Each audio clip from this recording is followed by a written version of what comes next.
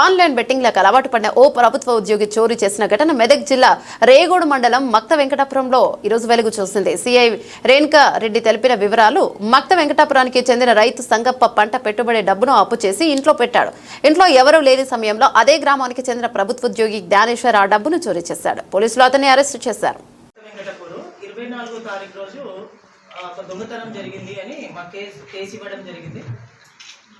ఈ కేసు యొక్క వివరాలు ఏంటంటే, ఈ సంగప్ప వాళ్ళ భార్య ఉంటారు ఇంట్లో, వ్యవసాయదారులు కాబట్టి వాళ్ళు మధ్యాహ్నం 22వ తారీఖు మధ్యాహ్నం వ్యవసాయ పనులకు వెళ్తారు. తాళం వేసి ఇంట్లో ఎవరు ఉండరు.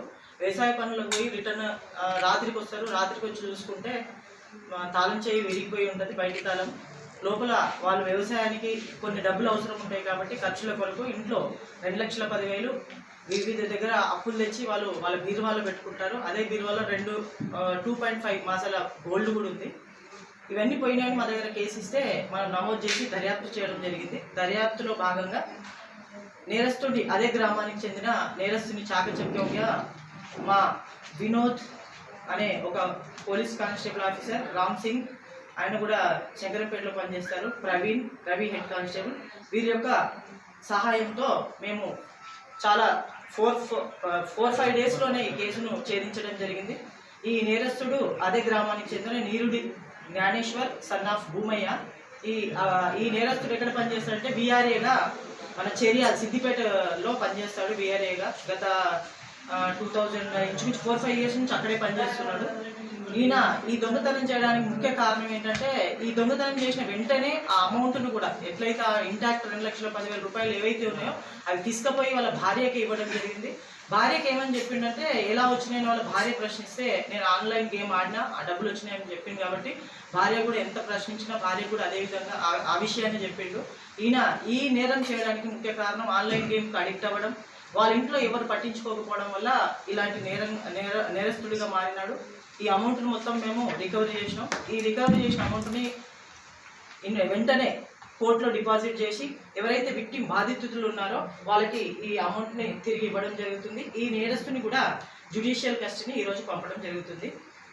ఈ కేసు ఛేదించడానికి వినోద్, రామ్ సింగ్, ప్రవీణ్, రవి హెడ్ కానిస్టేబుల్ కృషి చేసినందుకు ఎస్పీ యొక్క ఆదేశాల మేరకు వీళ్ళకి నగదు ప్రోత్సాహం కూడా ఇవ్వడం జరుగుతుంది.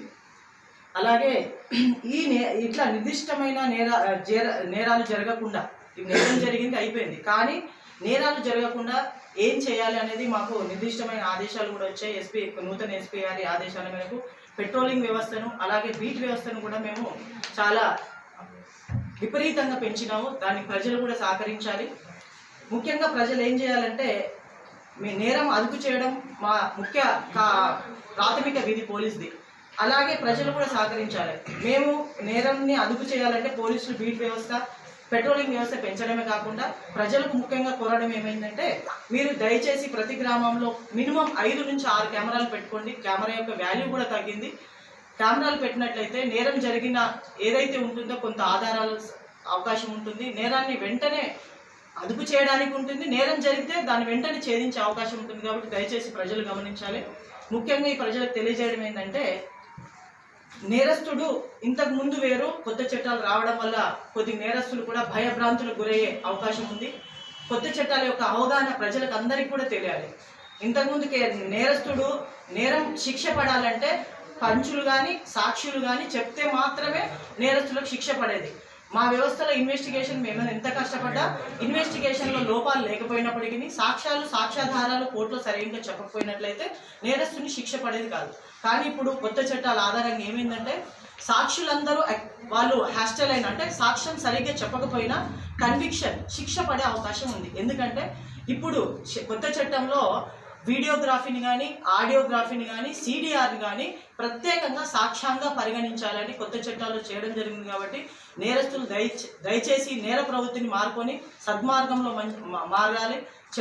చెడు అలవాట్లకు పాటుపడకూడదు. ముఖ్యంగా ఈ గ్రామ ప్రజలు కూడా నేను చాలా చూసినా తాగడానికి బానిసలు అవ్వడం వల్లనో లేదా ఆన్లైన్ గేమ్ ఆడడం వల్ల. ఆన్లైన్ గేమ్ అనేది డ్రగ్ కంటే ఎక్కువ ప్రమాదమైంది. దయచేసి ఇంట్లో ఎవరైనా యువకులు కానీ ఇంకెవరైనా కానీ పెద్దవాళ్ళు కూడా ఆన్లైన్ గేమ్ ఆడుతున్నారు.